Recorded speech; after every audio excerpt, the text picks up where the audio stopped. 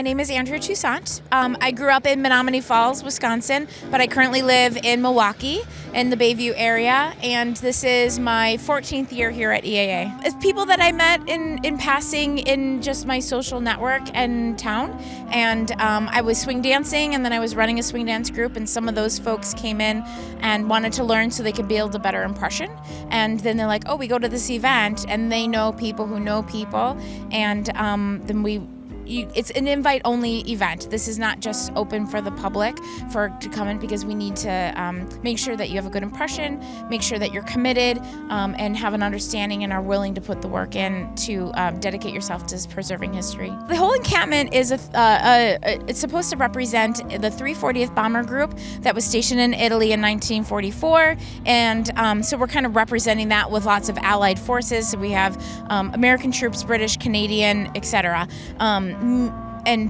And we're just trying to preserve it so that we can bring the humanity back to the planes, because someone has to fly that machine. And those stories, that's what we hear from grandparents, great-grandparents, aunts, uncles, etc. And if we can keep that little slice of preservation alive, then we can share it with the next generation to appreciate it better. I myself am representing U.S. Navy waves. My grandmother was a wave from 43 to 44, or 45, 43 to 45, and she was an aviation machinist, which meant she worked on the cockpits of all the little dials and everything in airplanes. So trying to keep a little bit of someone else's story alive so it doesn't go away forever. I have helped in the mess hall before. Everybody does a little bit of everything, because we have trash, we have details, we have color guard. Another gala night, it's women representing women in war today. Tomorrow is Navy and Marine Day. We have a Commonwealth Day. So every day we have a different group do colors. We put it up, take it down. There's mess detail, security, trash, just officer of the day to make sure that anybody who has a question is going to get addressed, and they're there as a representative. I have helped with the mess hall, and that is a representative of what would have been built in a place that wasn't going to be moving. There's also a mobile version of it, which would be on a 2.5-ton truck, which would feed a battalion, which is about 100 people. And so that you would push out the front lines, and then the truck would follow about 2 days later. So you would have rationed meals and your K rations, and then hot meal would come later, hopefully, if you were lucky. Sometimes it took a little longer, sometimes a couple months before you could get hot meals again, unless you cook them yourself. But we're this time I'm helping with registration and getting people parking passes, which is also a job that needs to be done here at EAA because we all want to come and visit. But overall, we're all kind of helping each other, making sure the tents are secure, telling stories, sharing. I'm painting some art on the mess hall for them just because it's fun, it's interesting, it's something they would have done, and it's representative of a plane that was shot down in France in 44, so we're kind of recreating that as well. A lot of really cool things, that's for sure. Everybody has their own personal collection. They strive to make it the best that they can. They curate it in such a way that it would be representative to the area that we're supposed to be representing.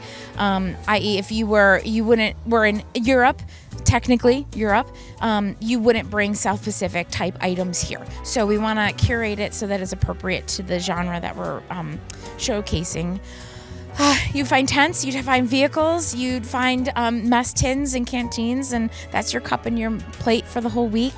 You would find people's personalities displayed in their quarters so they could have that.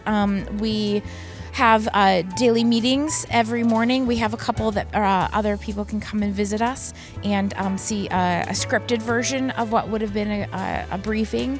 We're having a wedding tonight. Someone's getting married in camp, so we're going to have that.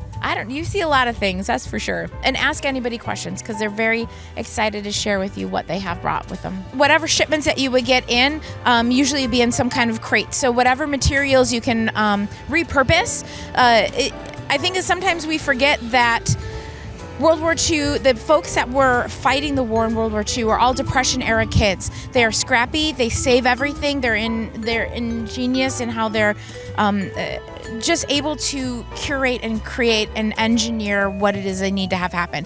Do you need a house with a floor because the area you're living in is flooding? Then they're going to make it. So whatever you have around you, they're going to figure out how to make it. So there's walls that were built.